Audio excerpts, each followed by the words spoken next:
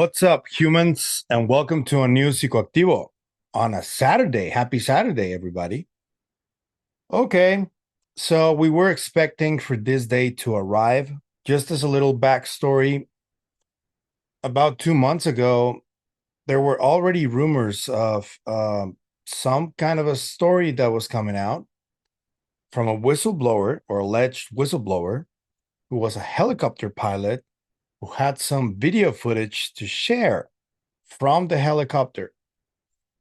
And allegedly, the video was compelling. Obviously, if it's just rumors, you have to wait and see what this video is about.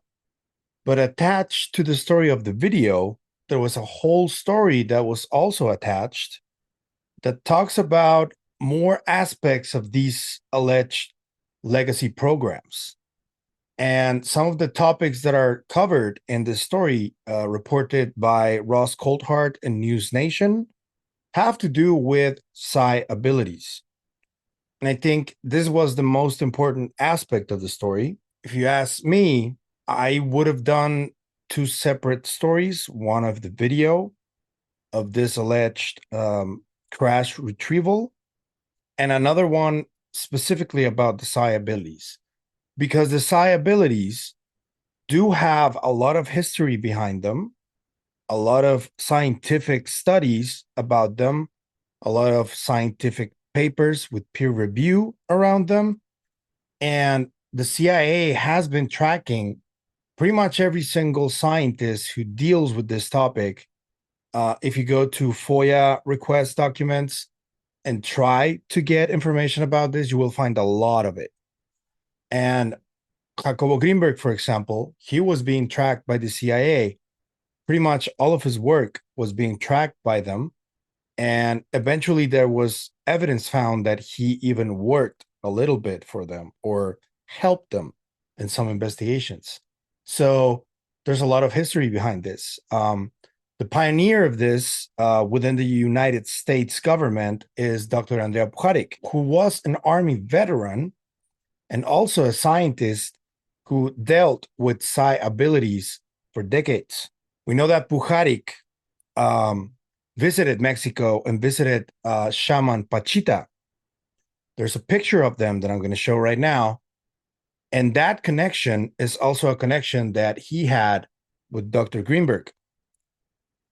I made the connection to this psi ability program because Dr. Greenberg disappeared mysteriously and he hasn't been found since.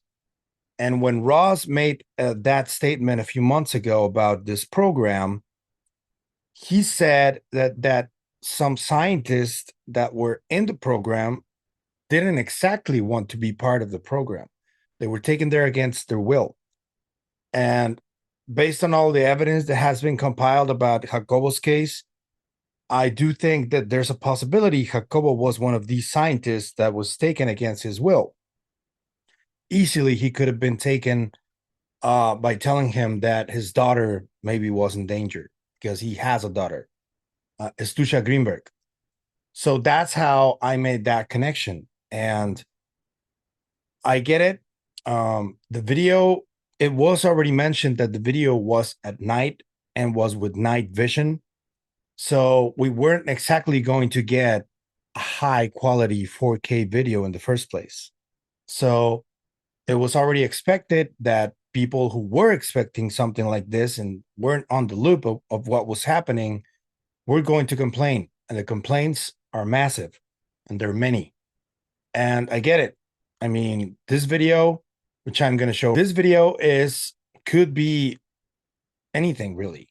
And I get it. I mean, there's already some spoofs of the video with something else, using something else.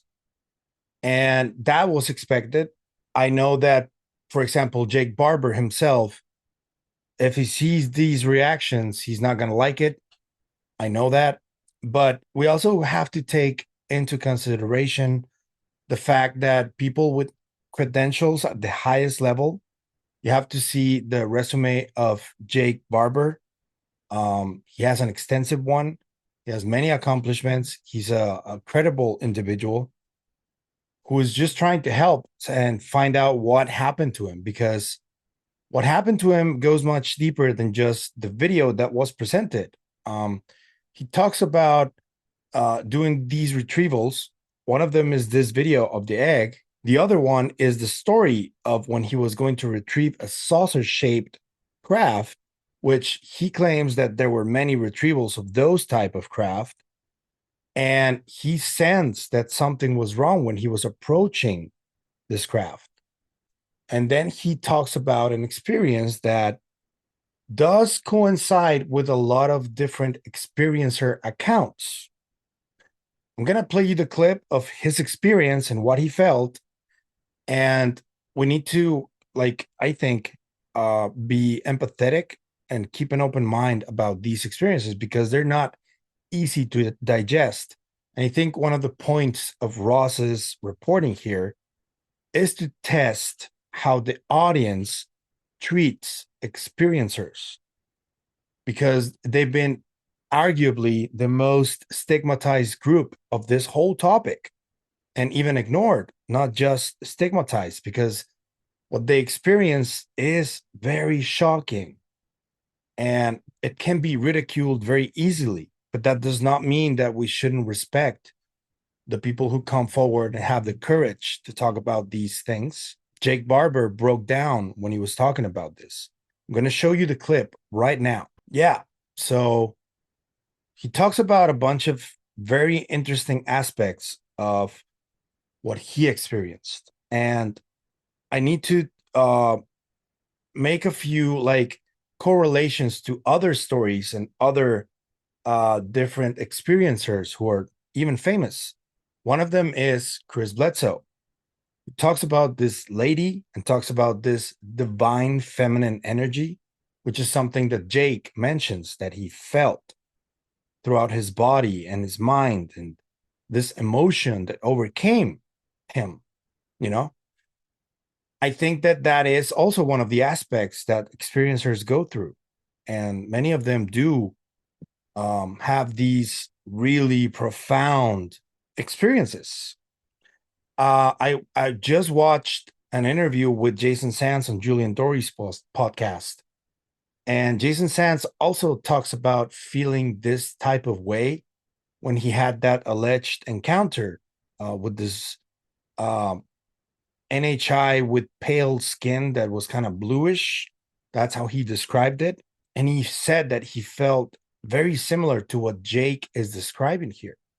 They get very emotional when they talk about this. I really don't know what this may be. I can only say that there is a certain part of the UFO bigwigs or the people involved in this who seem to be, I'm not going to say convinced, but swayed towards believing this has to do with some kind of spiritual entity or supernatural component to this. And moreover, these experiences, and exactly when they were retrieving this disc and Jake felt like that, he also reported that many of his the people from his team reported feeling physically unwell, and his hair fell off, his skin fell off. There are some also reactions to their skin of multiple of their team members that I'm going to be showing as I speak. This indicates radiation that they possibly experienced, presumably from moving closer to this quote unquote UAP. And this also reminds me of the reaction of the Brazilian military man who carried this alleged NHI from the James Fox Moment of Contact movie. And when he carried him, he suffered some type of contamination to his body, and he died not long after that from this contamination. And I don't know if something similar happened here. I think that including Dr. Gary Nolan in this whole investigation was a good call, I believe, because Dr. Gary Nolan, now we know that Jake and his team were amongst the people that were potentially injured by a UAP. So we have more people than just John Burroughs, who was also injured in the 80s during the Rendlesham Forest incident. So we have more people now. And these reactions are physical reactions to this. So we need to find out what exactly happened. And as far as the video goes, I just got to say, I mean, the video is already out there. People are going to mock whatever they showed in the video. But I do think that we need to dissect every aspect of what was told in this story, because we cannot ignore that people like Tim Gallaudet, Colonel Carl Nell, now Jake, David Grush, people with high places in the government with the highest clearance possible are talking about this as if it's real. So we need to get to the bottom of what's going on. And now that they're making these allegations, because amongst the allegations that were also talked about, they mentioned that within the legacy program, they have a psionics team of people who drive or pilot some of these objects through, and get this, it's essentially CE5, what Dr. Stephen Greer talks about often. That's essentially what they're saying. They did not mention CE5 because I think that CE5 is a term that is associated with Dr. Stephen Greer, but that's essentially what they do. And Jake has a company called Skywatchers that he is talking about here that does have some of these people that were in the program before, allegedly. And some of these people are folks who do dabble in CE5. And they did show a moment where one of these people was allegedly piloting one of these craft, and there was another craft that was involved, and there was an incident there. And this is what was reported. Also, this is also tied, and these experiences are also tied to potentially these downloads that have been mentioned multiple times, because when people have reported contact with the phenomenon in any way, there are different types of reactions that they have, both physically and mentally. Some people have extremely traumatic experiences, and as if they were nightmares, and some of these physical effects. Other people have what some scientists at the Institute of Noetic Sciences and other places like the New Paradigm Institute and other places have reported as downloads, which is some type of information that comes to them after they make some sort of a contact with the phenomenon. And this has been reported for decades now. So, yeah, even since the times of Jack Parsons and Aleister Crowley and other scientists after them. But yeah, this is another aspect that was also briefly skimmed through. They didn't say downloads per se, but that's what they're talking about too. There's also another part that I want to clarify, because people were confused on whether the Michael Herrera story was going to connect to this. Not exactly, it didn't. Michael Herrera did mention that he knows Jake. Hey guys, Mike here. There's been some speculation going around saying that Traveler03 Truth, which is my account, is not a real account. It is. It's my only account. I do have Instagram, but that is private. That is something that I've got a lot of private stuff. I just don't add people just for the sake of it. But if you're following what's going on, then stay tuned. I know 8 p.m. tonight Eastern Standard Time on News Nation is when Jake unveils basically what he's been working very hard towards. And the thing that everybody needs to understand is that disclosure is 100% about evidence. It is not about testimony. It's not about stories. It's nothing like that.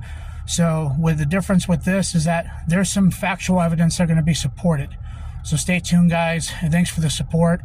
And keep in tune with everything. And hopefully, because of what Jake does with the others, I hope that it also helps and navigates a clear passage for anybody else that's also a part of the Legacy program that can shed light and do the same thing. Thanks, guys. And possibly if you ask Jake, he would say that he knows Michael too. But the story that Jake is telling is not the same story Michael Herrera told. They do have some similarities in terms of the psionic aspect of it and other aspects, such as black projects and all that, but it is not the same story. It's a different one. We still don't know what exactly what relationship Michael has with Jake. I would love to know that too. Okay, so the final aspect that I'm going to mention was the 3 people who came forward for Jake, who are part of his team. One of them is even a colonel, and his credentials are pretty impressive. Defense Advanced Research Projects Agency in Arlington, Science Applications International Corporation in Littleton, Colorado, Defense Advanced Research Projects Agency in Arlington. Again, he was a project manager there, and he's been vice president. He's been the director of other agencies. So the guy is really credentialed, and he decided to come forward to support Jake's claims. Yet another colonel like Carl Nell. It would be interesting to see how this develops with him specifically. His name is Lieutenant Colonel John Blitch. So you guys need to take a closer look at him too. I want to know what you guys have to say about this. What did you think about the video? What did you think about the testimony of Jake? How did you feel when you were hearing him talk about this experience he felt throughout his body, and how emotional he got when he was talking to Ross? Even Ross is talking in the after show he did. He talked about how skeptical he was about the PSI abilities aspect of it, because Ross constantly reports on the secrecy aspect and is trying to uncover this secrecy. But the PSI abilities topic, he doesn't really go into it that much until today. There are some interviews he did in the past where he talks about this uber consciousness connection that humanity seems to have, but he doesn't talk about it often. You don't really get him to talk about this that often. So now that he's going head first into it, essentially, I mean, he did prepare the case for 2 years, but talking about this is risky. And even he knows that, I'm sure. Another aspect that I want to talk about that Ross mentioned in his after show is that there are many people within the topic that see this as entertainment. And I do agree there. There are a lot of them. You just have to go to my Twitter account and see the reaction from people. As soon as I posted the picture of this egg-shaped UFO, I also posted the video, but just the picture alone, you can see the reaction, and people consider this not serious. And I don't agree there. I don't think it's not a serious topic. I agree with Ross.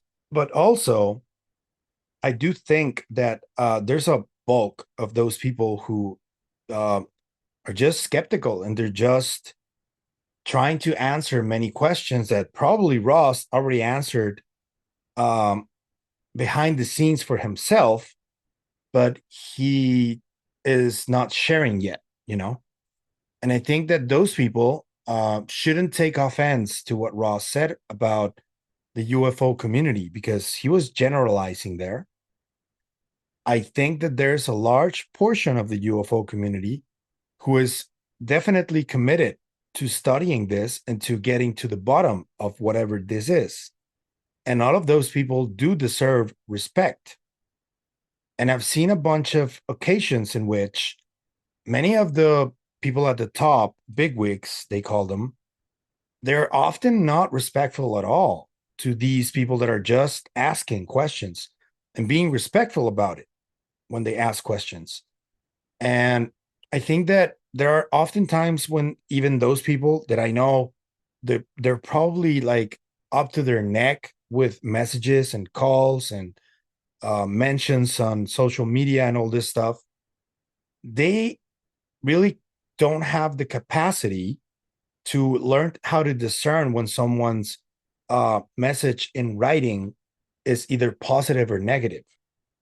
It can be inquisitive, but the tone is always confused sometimes, quite often, not sometimes, quite often.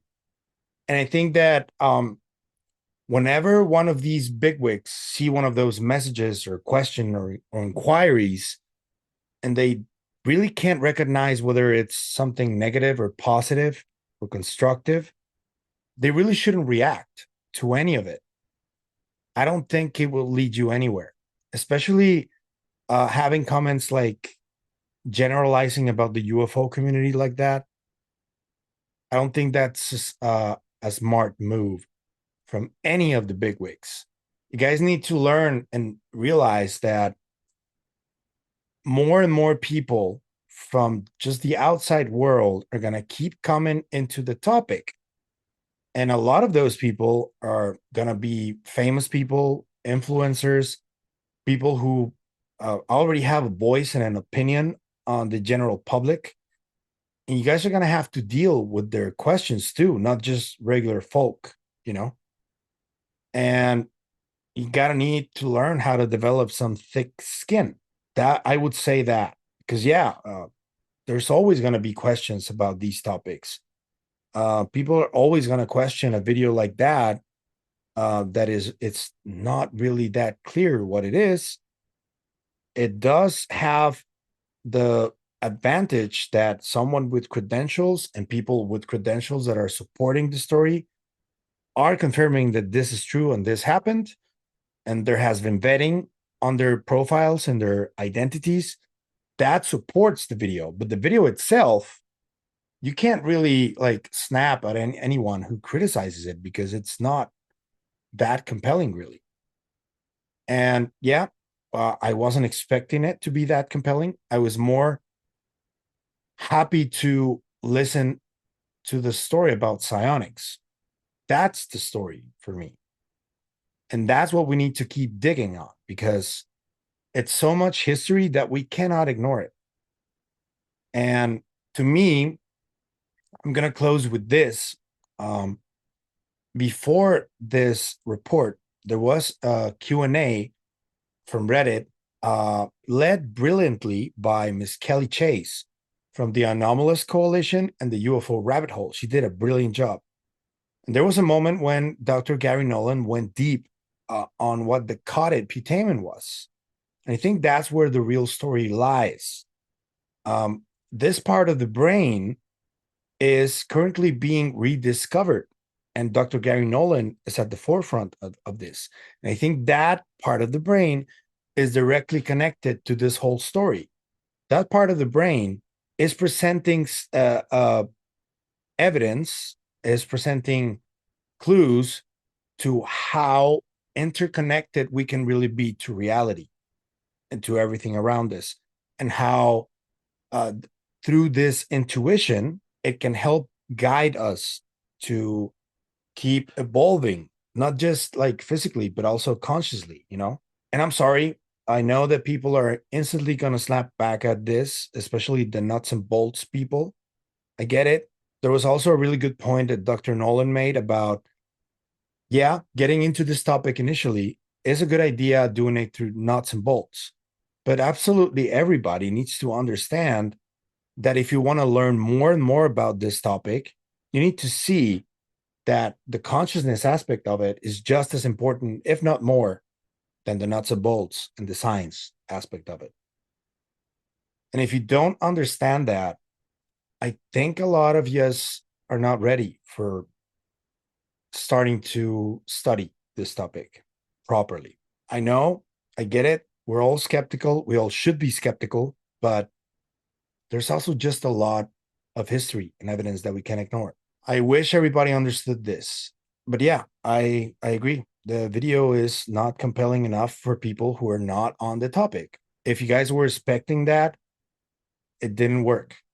But if you pay attention to the whole story, I think that's where the real nuggets are. And that's what we should pay attention to.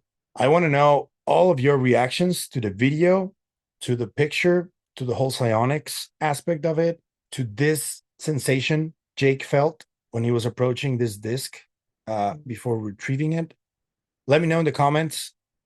If you like the content you see, please hit the like and subscribe buttons. Hit the bell notification so you can get notified when a new video drops.